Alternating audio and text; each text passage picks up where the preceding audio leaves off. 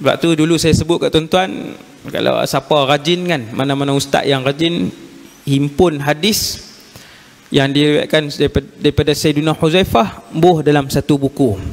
Hadis-hadis beliau kebanyakannya membongkar rahsia dekat dengan kiamat. Banyak semua menarik rahsia-rahsia yang dia bagi tahu. Antara rahsia besar yang disimpan oleh Sayyidina Huzaifah ialah senarai nama munafik di Madinah Al-Munawwarah. Senarai nama munafik. Tuan-tuan tak teringin ke kawan dengan dia? Sayyidina Umar pun tanya. Sayyidina Umar kata, wahai Huzaifah, nama aku ada tak? Dia pergi jumpa. Sayyidina Umar ni nombor 2 dah di kalangan Nabi Muhammad. Nombor 2, ranking kedua. Dia pun risau.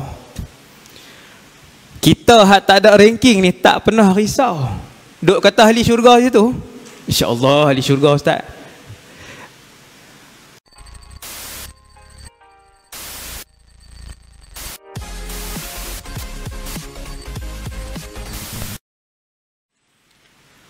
Alhamdulillah, syukur kepada Allah SWT. Malam ni kita dah masuk berapa? 4 kah? 4 Zulhijjah 1440 Hijriah.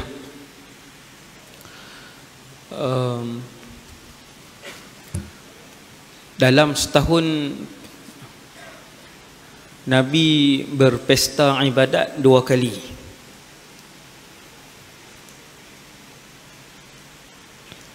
Pesta ibadat Rasulullah sallallahu alaihi wasallam dan para sahabat, tabi'in, tabi'in. Yang pertama dalam bulan Ramadan. Pesta ibadat. Yang kedua 10 hari pertama bulan Zulhijjah. Tempoh yang kedua inilah yang sering dilupakan oleh umat Nabi Muhammad sallallahu alaihi wasallam. 10 hari pertama Zulhijjah. Sekarang lah kita dah lepas 4 dah. Terlepas 4 dah, habis dah. Tinggal 6 lah. Tinggal 6. 10 hari pertama Zulhijjah ini sehingga disebutkan oleh Allah Subhanahu wa taala di dalam Quran. Bismillahirrahmanirrahim. Wal fajri wa layalin ashr. Allah bersumpah demi fajar. Wal fajri itu Allah bersumpah demi fajar. Wa layalin ashr, dan malam-malam yang 10.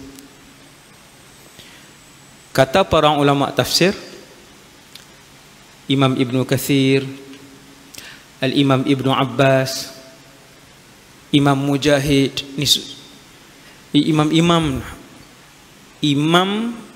imam yang mencapai tahap yang paling tinggi dalam bidang tafsir. Mereka sebut 10 malam yang Allah sumpah dalam surah Al-Fajr itu adalah 10 hari pertama daripada bulan Zulhijjah. Kata Al-Imam Ibn Hajar Al-Asqalani ketika menghuraikan hadis-hadis tentang kelebihan awal Zulhijjah, bahwasanya awal Zulhijjah menghimpunkan banyak ibadat lebih daripada 30 hari bulan Ramadan. Sebab dalam Ramadan ada puasa awal Zulhijjah, ada puasa sunat. Dalam Ramadan dibanyakkan zikir. Awal 10 awal Zulhijjah Nabi membanyakkan zikir. Dalam Ramadan Nabi membanyakkan qiyam. Awal 10 awal Zulhijjah Nabi membanyakkan qiyam. Akan tetapi dalam Ramadan tiada haji. awal 10 Muharram, 10 Zulhijjah ada haji. Maka ibadat yang lebih lengkap menghimpunkan semua jenis ibadat adalah pada 10 awal Zulhijjah. Yang kita tak pernah berebut, kita tak pernah susun pun program. Tuan-tuan tahu berapa hari Nabi puasa awal Zulhijjah? 9. Daripada 1 hari tu, ni hari ni ketiga, ni sekarang ni masuk hari keempat. Maka masih lagi boleh untuk menghidupkan sunnah Nabi sallallahu alaihi wasallam yang hampir pupus, dibunuh dan mati di keliling umat Nabi Muhammad sallallahu alaihi wasallam sendiri. Yang tu kelebihan awal Zulhijjah lah, pakat-pakat hidupkan, terutamanya puasa hari Arafah. Puasa hari Arafah pakat-pakat carilah jatuh hari apa. Kita menggunakan kitab 40 hadis akhir zaman yang merangkumi tanda-tanda kiamat kecil. Kitab hadis ini dihimpunkan oleh Syekh Ahmad Fahmi Zamzam. Kita sampai malam ni pada hadis berapa tuan? 33 ke 34? 34. Kita sampai malam ini pada hadis ke-34 daripada ucapan Nabi Muhammad sallallahu alaihi wasallam, yang kebanyakan daripada tanda-tanda kiamat yang kecil ini menunjukkan kepada kita mukjizat. Setiap tanda kecil ni mukjizat Nabi sallallahu alaihi wasallam. Hadis 34, Tuan pengarang rahimahullah hafizahullah nafa'anallahu bihi wa bi ulumihi wa bikum fid darain letakkan tajuk Al-Quran akan hilang dan ilmu agama akan diangkat. Macam mana tu? Kita tengok. Sama-sama kita baca. Bismillahirrahmanirrahim. An Hudzaifah bin al-Yaman radhiyallahu anhu qala qala Rasulullah sallallahu alaihi wasallam yadrusul Islam kama yadrusu washyu thawb hatta la yudra ma siyam wala salah wala nusukun wala sadaqah wala yusra ala kitabillah fi laylah wala yabqa fil ardi minhu ayah wa tabqa tawaifu minan nas asy-syaikhul kabir wal ajuz yaquluna adrakna aba'ana ala hadhihi al-kalimah la ilaha illallah fanahnu naqul faqala lahu silah. Silah ni nama orang. Silah. Ma tughni anhum la ilaha illallah wa hum la yadrun ma salah wala siyam wala nusuk wala sadaqah fa'arada anhu Hudzaifah thumma raddaha alaihi thalatha kullu dhalika yu'ridu anhu Hudzaifah thumma aqbala alaihi fi thalitha faqala ya silah tunjihim minan nar thalatha. Hadis diriwayatkan oleh Imam Ibn Majah daripada Hudzaifah bin al-Yaman radhiyallahu anhu berkata, Sayyidina Hudzaifah ni semua orang tahu, seorang sahabat Nabi. Ayahnya Al-Yaman, panjang, Al-Yaman bin Jabir. Dia dan ayahnya kedua-duanya sahabat. Dia sahabat, ayah dia sahabat. Susah cari tuan-tuan. no? Tuan-tuan boleh buat kerja rumah kalau nak alim sikit kan? Cari sahabat yang dia dan ayahnya sahabat. Pedia ustaz ni tak faham soalan. Ada sahabat ayahnya tidak Islam, maka dia sahaja yang sahabat, ayahnya tidak sahabat. Nampak tuan-tuan? Majoriti macam tu. Yang ramai di kalangan sahabat, dia sahaja yang Islam, ayahnya tidak. Hudzaifah, dia dan ayahnya kedua-duanya sahabiyan. Huma sahabiyan. Mereka berdua adalah sahabat. Cuma ayah Sayyidina Hudzaifah yang nama Al-Yaman ni, ayah dia terbunuh dalam perang Uhud, tetapi silap dibunuh oleh orang Islam sendiri. Perang tuan, perang ni bukannya dia duduk depan seorang lawan satu. Perang ni dia kalut. Perang kalut. Perang ni menjerit, lari, kena tetak tengah belakang. Perang dalam suasana kalut macam tu, orang tetak Sayyiduna Al-Yaman, ayah Sayyiduna Hudzaifah. Tuan-tuan bayang. Dan Sayyidina Hudzaifah melihat peristiwa itu. Dan anak Sayyidina Yaman, Hudzaifah ni, anak beliau Sayyidina Hudzaifah lah, digelar di kalangan umat Nabi Muhammad yang berapa bilion ni, umat Nabi Muhammad yang berapa bilion ni, beliau digelar sebagai penyimpan rahsia Rasulullah sallallahu alaihi wasallam. Ada sebahagian hadis yang diriwayatkan oleh Sayyidina Hudzaifah daripada Rasulullah yang didengari daripada Nabi. Nabi kata jangan bagi tahu sesiapa.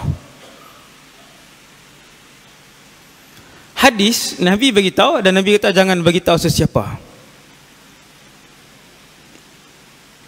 Sebab tu dulu saya sebut kat tuan-tuan, kalau siapa rajin kan, mana-mana ustaz yang rajin himpun hadis yang diriwayatkan daripada Sayyidina Hudzaifah, buh dalam satu buku. Hadis-hadis beliau kebanyakannya membongkar rahsia dekat dengan kiamat. Banyak semua menarik rahsia-rahsia yang dia bagi tahu. Antara rahsia besar yang disimpan oleh Sayyidina Hudzaifah ialah senarai nama munafik di Madinah Al-Munawwarah. Senarai nama munafik. Tuan-tuan tak teringin ke kawan dengan dia? Sayyidina Umar pun tanya. Sayyidina Umar kata, wahai Hudzaifah, nama aku ada tak? Dia pergi jumpa. Sayyidina Umar ni nombor 2 dah di kalangan Nabi Muhammad. Nombor 2. Ranking kedua. Dia pun risau. Kita tak ada ranking ni tak pernah risau. Duk kata ahli syurga je tu. InsyaAllah ahli syurga ustaz. Sayyidina Umar, tuan-tuan, dia pergi tanya, dia kata, wahai Hudzaifah, nama aku ada tak? Subhanallah. Yang tu tawaduk.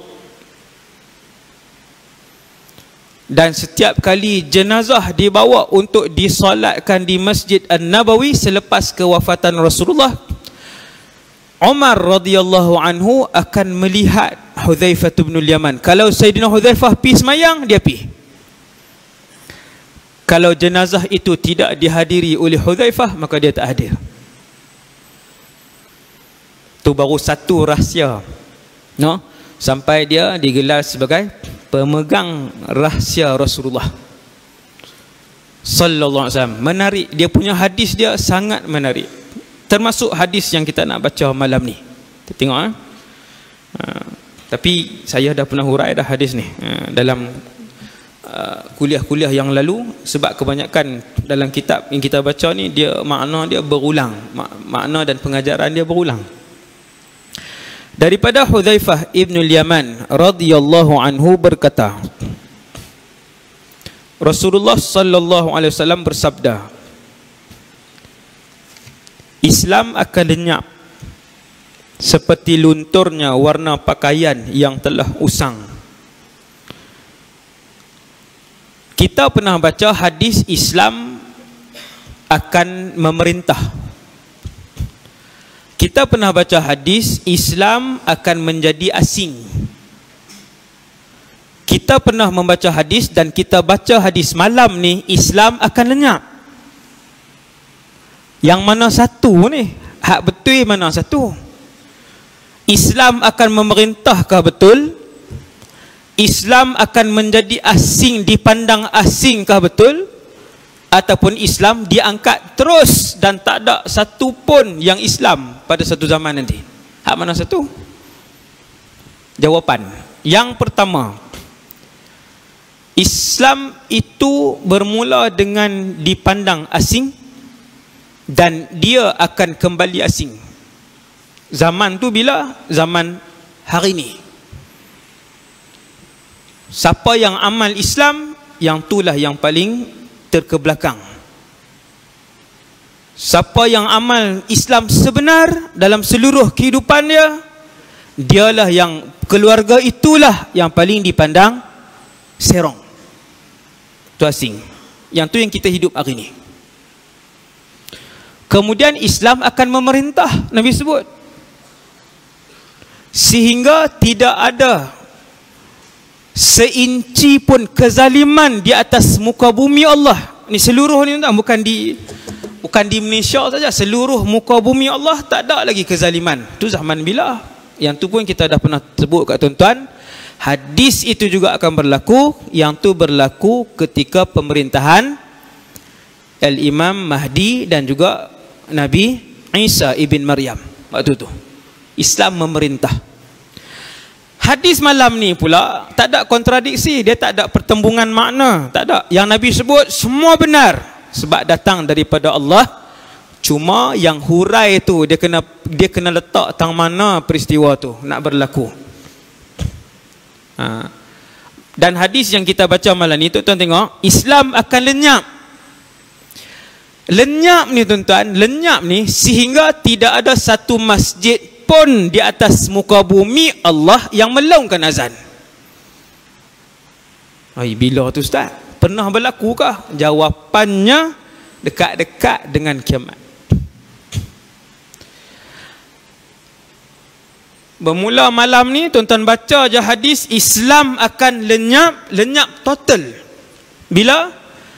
Yang tu ketika mana? Setelah keluarnya angin sejuk. Saya sebut angin sejuk ni semua tahu dah sebab banyak kali kita ulang. Keluar angin sejuk, angin itu akan kena dekat semua orang Islam. Semua orang yang ada iman, walaupun sebesar zarah, kena angin tu dia akan mati. Bila habis angin tu kena orang-orang yang ada iman walaupun sebesar zarah, maka matilah di atas seluruh muka bumi Allah orang Islam. Tak ada lagi azan. Ketika itu Islam lenyap di atas muka bumi Allah. Yang tu dia punya huraian dia. Kita tengok di belakang ni ada sikit lagi. Sikit je maklumat yang telah pun kita bahas dalam kuliah-kuliah yang lalu lah. Kemudian tuan-tuan, ni Nabi sebut ni yang ni Nabi sebut. Sayyidina Hudzaifah yang riwayatkan hadis ni. Kata Rasulullah, Islam akan lenyap seperti lunturnya warna pakaian yang telah usang. Daripada baju tu warna kuning sampai tak nampak jadi warna putih, jadi warna kelabu, jadi warna itulah usang. Sehingga sampai suatu waktu nanti, kata Rasulullah, di mana orang sudah tidak mengerti lagi apa yang dimaksudkan dengan puasa. Hak ni tak payah tunggu dekat dengan kiamat. Orang tak erti lepas saya puasa Ramadan, orang tinggal puasa Ramadan, majoriti umat Nabi Muhammad tidak berpuasa Ramadan. Yang ni tak payah tunggu dekat dengan kiamat. Hak ni malam ni pun ada. Bukan kita, maksudnya zaman ni pun ada. Hak ni. Subhanallah. Kemuncak dia nanti.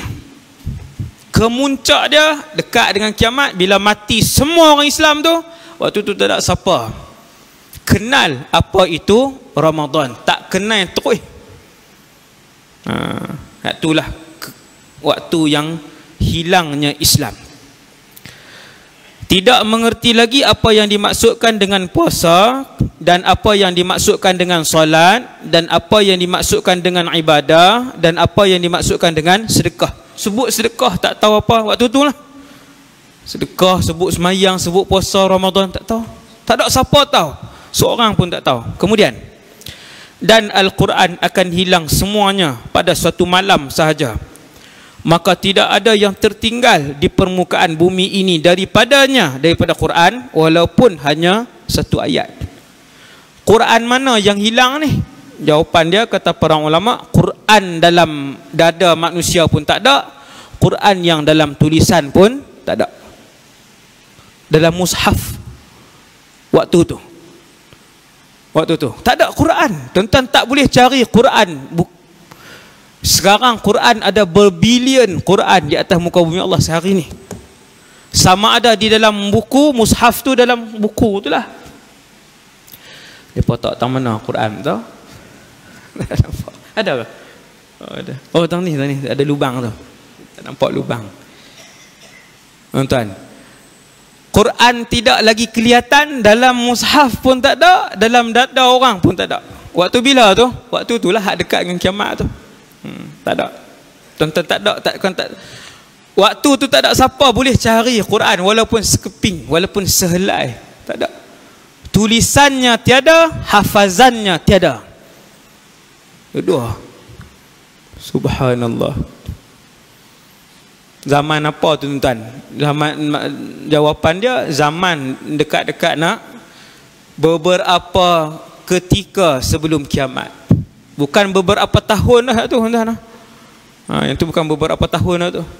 Beberapa ketika sebelum kiamat. Wal'iyadzubillah. Kemudian, dan yang ada hanyalah beberapa kelompok manusia. Orang ada lah. Orang tak mati semua. Orang macam biasa. Yang mati ketika tu tuan-tuan bayangkan suasana ketika itu. Bila angin tu keluar, yang Islam semua mati. Islam tera mana tu? Dulu saya pernah hurai. Islam tera mana? Sekali tuan-tuan tengok dalam hadis ni, sekali lagi dihuraikan. Makna yang sama, matan berbeza. Makna sama. Yang mati tu Islam tera mana? Tuan-tuan, dan bila angin tu keluar, kena orang Islam yang walaupun Islam dan iman itu sekadar sebesar zarrah. Zarrah ni lebih kecil daripada sebutir pasir. Kecil lagi pada tu. Mati. Tuan-tuan bayang macam mana waktu tu. Ramai kena mati. Dia kan mati orang tengok pedia dia ni orang tenang-tenang tak mati. Macam hari ni. Banyak di kampung ni mati, di kampung ni mati, di kampung mati, kampung di tengah jalan. Suasana. Orang yang belajar dia tahu. Ni. No? Tapi waktu mati semua orang Islam tu, adakah orang yang belajar kitab ni? Ramadan pun tak kenal dah. Waktu tu, selepas semua orang Islam tu mati, azan pun tak ada dah. Maka tak ada lagi lah orang yang tahu tentang maklumat-maklumat yang kita sebut pada malam ni. No, nas'alullah as-salamah. Kata Rasulullah sallallahu alaihi wasallam, yang ada hanyalah beberapa kelompok manusia. Orang tua, orang laki-laki, orang perempuan. Nabi nak sebut, Nabi nak beritahu kepada kita, keadaan sama lah macam ni, sama. Keluar pagi, pergi beli roti canai. Hak jual roti canai tu pun tak reti sebut la ilaha illallah. Hak beli pun tak reti sebut la ilaha illallah. Gerun tuan-tuan. Weh, dahsyat. Tak ada siapa solat seluruh muka bumi Allah. Wal'iyadzubillah. Kita dengar perkataan tu saja, ngeri kita, ngeri. Keluar pergi kerja, lalu tepi jalan ada duk berzina tepi jalan 2-3 orang. Sampai tempat kerja 3-4 orang duk kat meja makan tunggang arak. Suasana dia. Wal'iyadzubillah. Kemudian Nabi nak sebut ada orang tua, ada laki-laki, ada perempuan, ada kanak-kanak. Dunia biasa. Dunia yang macam tuan-tuan tengok hari ni. Mereka dapat berkata ni maksudnya ada di kalangan mereka bila sembang. Di sebahagian mereka bila sembang, Kami sempat menemui nenek moyang kami dulu. Ada sembangan nenek dulu ni, tok nek dulu sembang. Mengucapkan kalimah la ilaha illallah. Lalu kami pun mengucapkannya juga, maka berkata silah. Tuan-tuan, hak ni sebelum angin sejuk tu keluar, punya teruk suasana ketika itu, ada sebahagian orang dia bersembang, dia kata dulu pernah dengar dulu tok nek duk cerita dulu la ilaha illallah, tak tahu apa tau. Subhanallah. Sembang ni Nabi sebut antara benda yang depa sembang, antara benda yang depa WhatsApp, antara benda yang depa update status, pernah dengar lah dulu tok nek duk sebut la ilaha illallah. Kami pun tak tahu benda apa. Tuan-tuan tengok, la ilaha illallah, lalu kami pun mengucapkannya juga. Kami mengucapkan juga ni siapa dia? Cucu cicit hak pernah dengar tok nek depa dulu duk sebut la ilaha illallah, tapi hari tu dia tak tahu kalimah tu apa dia. Dia kata pernah dengar, tapi tak tahu apa dia tahu. Dan kami juga menyebutkan kalimah itu, kata depa ni, dan mereka tidak syirikkan Allah. Ni depa ni nak bagi tahu kat tuan-tuan tahap tak tahu apa pasal Islam. Mula Nabi sebut puasa Ramadan pun tak pernah puasa Ramadan. Sebut zakat tak pernah bayar zakat. Sebut umrah tak pernah pi umrah. Bila orang sebut la ilaha illallah, dia kata ish, pernah dengar dulu tok nek pernah dengar, tapi tak tahu apa dia, tapi kami sebut la ilaha illallah, kami duk sebut. Dan sifat mereka ini, mereka tidak pernah mensyirikkan Allah Azza wa Jalla. Ni hak tak erti apa ni. Tuan-tuan tahu apa nasib mereka? Nasib mereka ialah, kata Rasulullah, apabila angin sejuk tu mai, hak tak erti apa ni pun, tapi disebabkan mereka pernah melafazkan la ilaha illallah, angin sejuk ini kena mereka dan mati juga mereka ni. Tuan faham tak? Tetapi kelebihan itu hanya diberikan kepada umat Nabi Muhammad zaman itu saja. Kerana zaman tu tak ada siapa lagi yang boleh menerangkan apakah itu kalimah la ilaha illallah. Tuan-tuan, malam ni ada orang terang Ada lagi. Ada lagi orang terang, tak boleh macam tu Tak dapat kelebihan macam tu. Ulama sebut haula ma'dzurun li'adam istita'ihim ala an yafhamu la ilaha illallah. Kumpulan tadi, kata para ulama, hurai hadis ni, ulama kata kumpulan tadi saja diberikan excuse. Depa sebut la ilaha illallah, depa pun tak tahu apa itu la ilaha illallah, tapi depa sebut la ilaha illallah dengan mulut dan hati mereka. Dan syarat kedua, tidak pernah mensyirikkan Allah. Itu syarat penting kata para ulama, disebabkan pada zaman itu tidak ada seorang pun yang boleh menghuraikan apa itu la ilaha illallah. Siapa Allah? Kenapa perlu beribadah kepada Allah? Tak ada siapa boleh hurai. Maka hak boleh sebut kalimah tu pun akan diselamatkan daripada menyaksikan apa tuan-tuan? Kiamat. Menyaksikan kiamat. Maka mai angin sejuk, kena puak ni hak sebut la ilaha illallah tapi tak kerti apa. Orang sebut semayang Zuhur pun tak tahu. Zuhur pediah semayang Zuhur. Tuan-tuan ingat main-main ni sungguh. Orang sebut semayang Maghrib, dia benda apa semayang Maghrib? Hasbunallah wa ni'mal wakil. Tetapi mereka masih lagi menyebut la ilaha illallah. Besar, kalimah yang paling besar, zikir yang paling besar. Siapa banyakkan la ilaha illallah, dia tahulah apa kelebihan zikir ni. Terutamanya bila malam-malam, bila malam bangun zikir, dia retilah la ilaha illallah ni apa dia. Tuan-tuan, cari sendiri. Kemudian kami sempat menemui nenek moyang kami dahulu mengucapkan kalimah la ilaha illallah. Lalu kami pun mengucapkannya juga. Maka berkata Silah, Silah ni perawi hadis, orang, nama orang, bukan Syilah, Silah. Lelaki, Silah ni lelaki. Silah ni tanya Sayyidina Hudzaifah. Maka berkata Silah, apa yang dapat dibuat oleh la ilaha illallah terhadap mereka? Maksudnya, bila Sayyidina Hudzaifah duk cerita pasal suasana ni, hak saya sebut kat tuan-tuan tadi ni, suasana ketika mana orang bukan saja tak tahu sembahyang Zuhur tu apa, tak tahu puasa Ramadan tu apa, bahkan sebut la ilaha illallah pun tak tahu.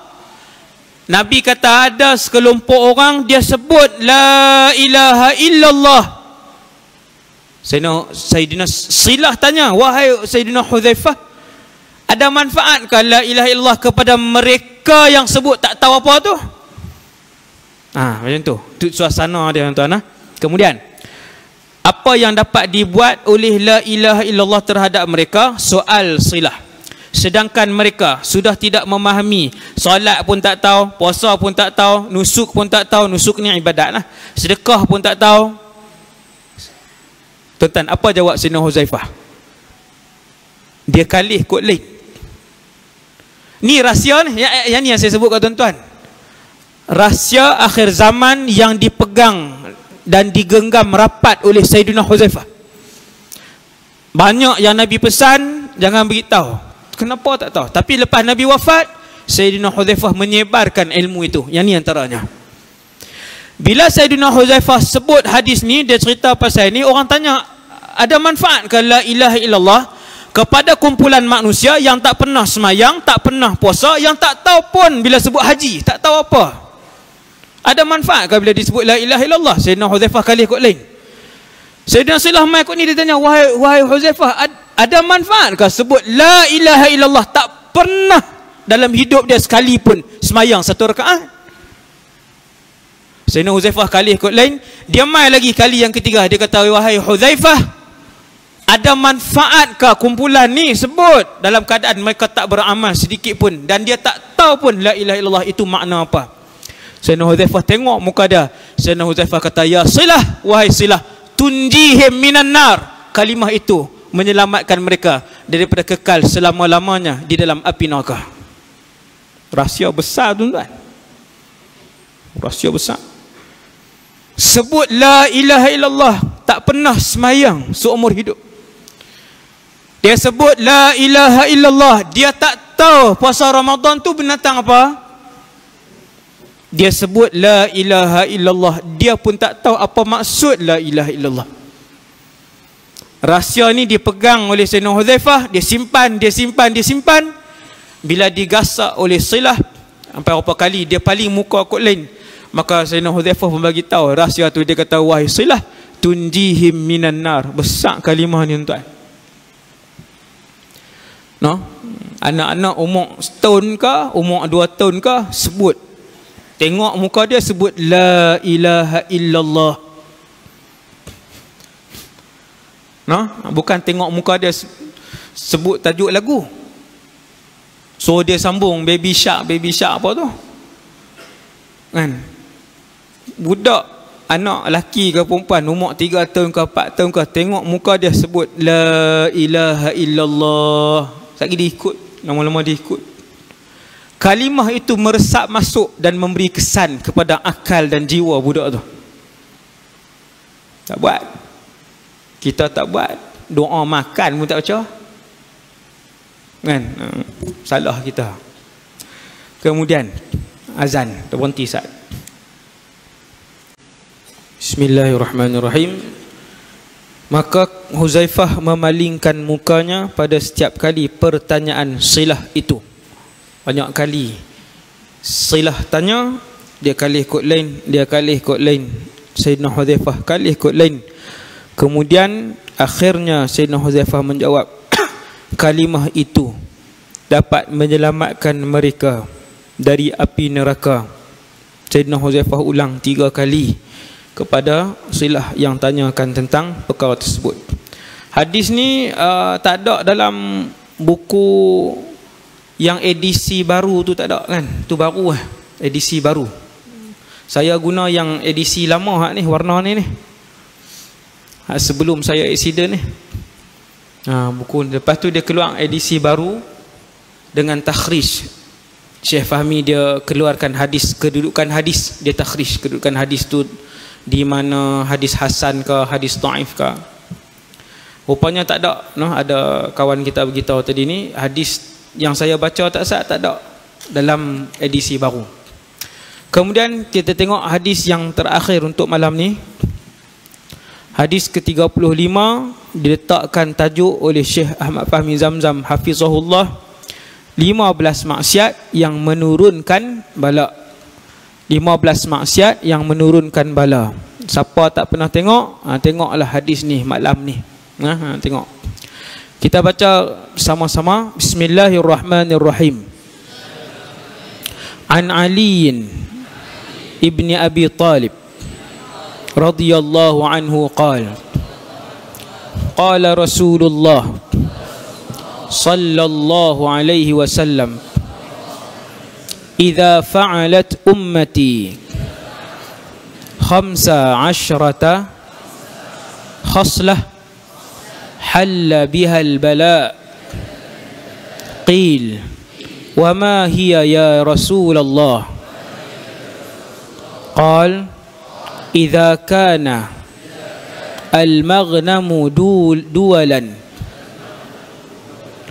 والأمانة مغنما والزكاة مغرما وأطاع الرجل زوجته وعق أمه وبر صديقه وجفى أباه وارتفعت الأصوات في المساجد وكان زعيم القوم أرذلهم وأكرم الرجل مخافة شره وشربت الخمور ولبس الحرير واتخذت القيان والمعازف ولعن آخر هذه الأمة أولها فليرتقبوا عند ذلك ريحا حمراء أو خسفا أو مسخا. رواه الترمذي. Daripada Sayyidina Ali bin Abi Talib radhiyallahu anhu wa karramallahu wajhah wa alaihi salam, bahwasanya Rasulullah sallallahu alaihi wasallam bersabda, apabila umatku telah melakukan 15 perkara, maka bala pasti akan turun kepada mereka. 15 benda ni kalau buat mesti turun bala ni, mesti turun. Nabi jamin. Seperti mana ada jaminan kepada kebaikan yang akan berlaku, begitu juga ada ancaman dan peringatan keras daripada Nabi sallallahu alaihi wasallam. Tuan-tuan, hadis ni diterjemahkan oleh Syekh Fahmi. Syekh Fahmi ni orang yang alim lah dalam bahasa Arab, sebagainya orang alim, tinggi ilmunya. Dan dalam pelbagai bidang lain, fiqh pun faqih Syekh Fahmi.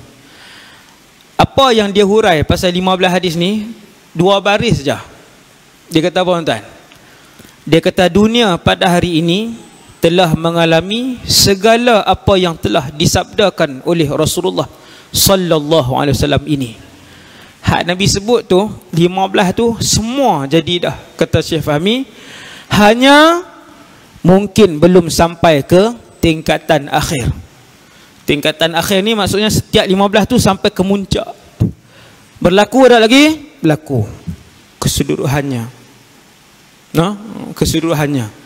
Maka sudah layak, wal'iyadzu billah, nas'alullah as-salamah, untuk Allah Ta'ala turunkan bala.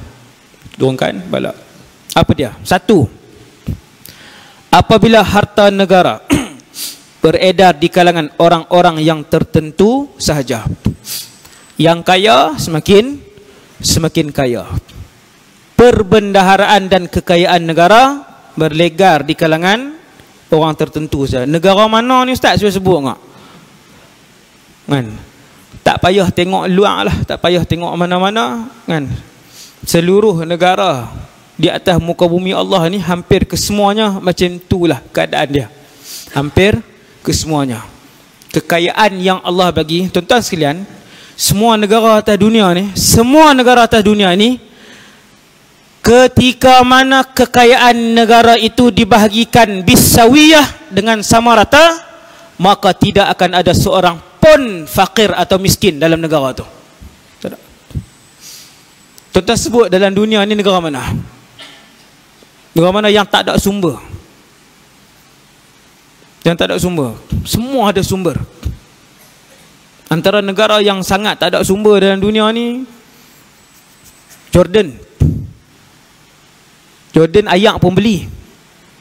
No, daripada Syria dia ambil free, daripada Israel negara haram dia beli. Jordan. Tapi Allah Ta'ala bagi apa? Allah Ta'ala bagi kat dia, ada di Jordan ni dia ada tempat-tempat, adalah tempat-tempat yang menarik macam, duk bercerita Jordan pula no. Saya nak sebut kata Allah tetap bagi. Negara mana pun kalau tuan-tuan kata tak ada hasil apa, ayak pun tak ada, bukan petroleum pun tak ada. Jordan tak ada petroleum, ayak pun tak ada. Bukit dia pokok pun tak ada. Bukit batu kosong tu je. Tapi dia adalah kelebihan-kelebihan yang Allah bagi, antaranya Petra. Petra ni satu daripada keajaiban dunia, iaitu kerajaan yang hidup pada zaman tu di satu tempat yang nama Petra tu, dan penempatan mereka dalam gunung. Rumah dalam gunung, mahkamah dalam gunung, stadium dalam gunung, kolam renang dalam gunung. Paip ayak ni kat sini. Ni dinding. Paip lalu kat ni. Dia tebuk ni lalu paip. Kerajaan tu. Kan? Jadi tempat tu menarik lah. Ramai lah. Pelancong sangat ramai lah. Pelancong sangat ramai. Panjang lah cerita dah kan. Macam-macam lagi lah. Lain satu dua benda lagi yang Allah Ta'ala bagi. Seluruh dunia, negara dalam dunia ni, ketika mana dibahagikan sama rata, maka takkan ada seorang pun miskin. Tuan-tuan sebutlah negara mana pun, semua Allah Ta'ala bagi logam tertentu, kekayaan tertentu, termasuk Indonesia yang sangat kaya, dengan gas asli yang berjumlah bilion-bilion, rizab dia berpuluh-puluh bilion di bawah tanah kan. Yang terbaru di Sabah, saya ceramah dengan Petronas. Yang terbaru di Sabah, telaga minyak di Sabah yang baru dijumpai lebih besar daripada yang ada di Miri, Sarawak. Hak Sarawak tu pun dah berkeluar berbilion dah. Hak Sabah baru jumpa ni pula.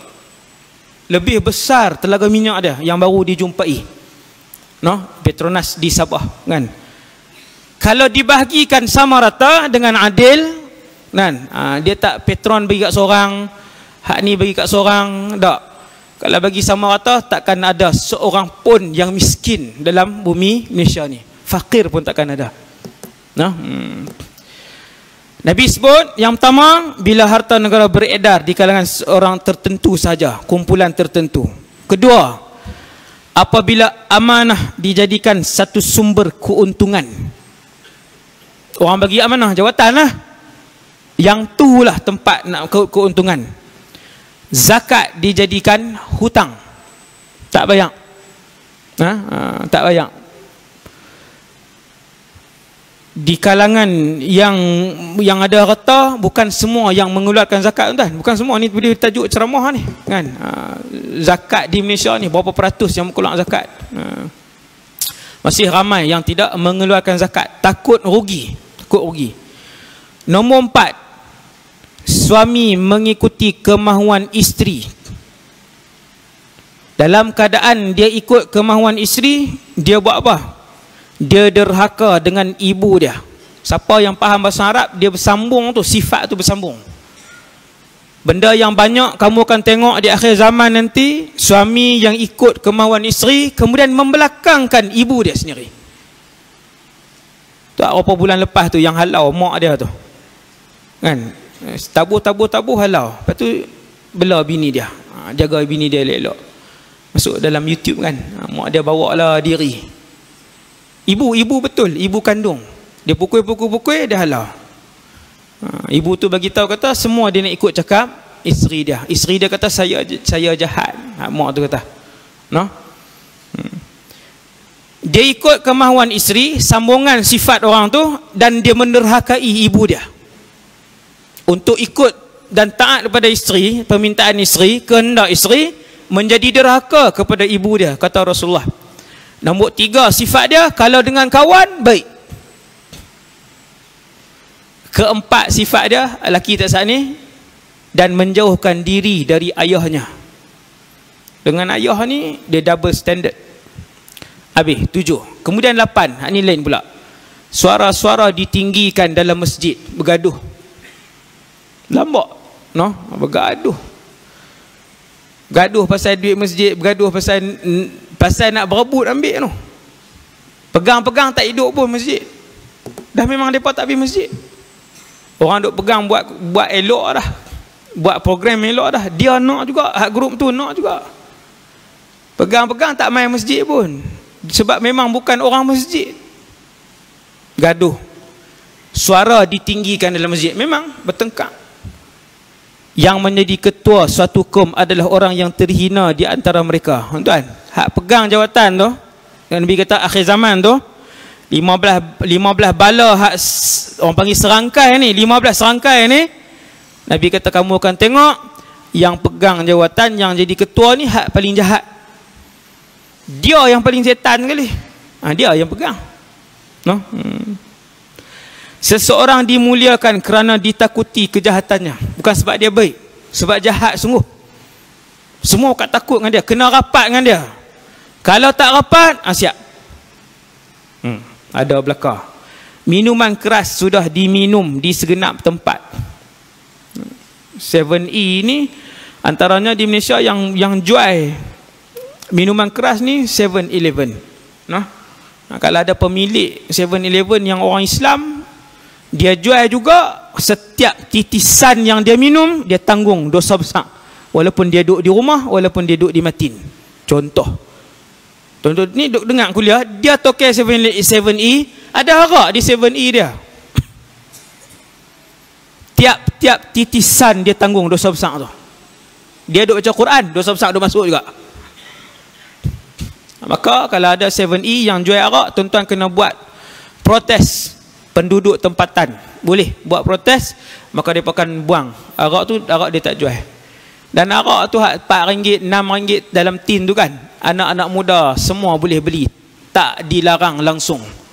Dulu saya pernah sebut kat tuan-tuan, dalam handphone anak-anak murid kita, bila kita cek, ada gambar duk minum arak, selfie lagi. Dia terlupa buang botol arak 2-3 tin tu, kan zaman selfie. Setiap jam kena tangkap gambar, kena update, tangkap gambar, tak ada jam tak apa, tangkap saja berjalan-jalan, buka ni duk rakam. Kan ada apa, tangkap lupa angkat botol arak 2-3 botol, angkat tingkatan 3, tingkatan 2.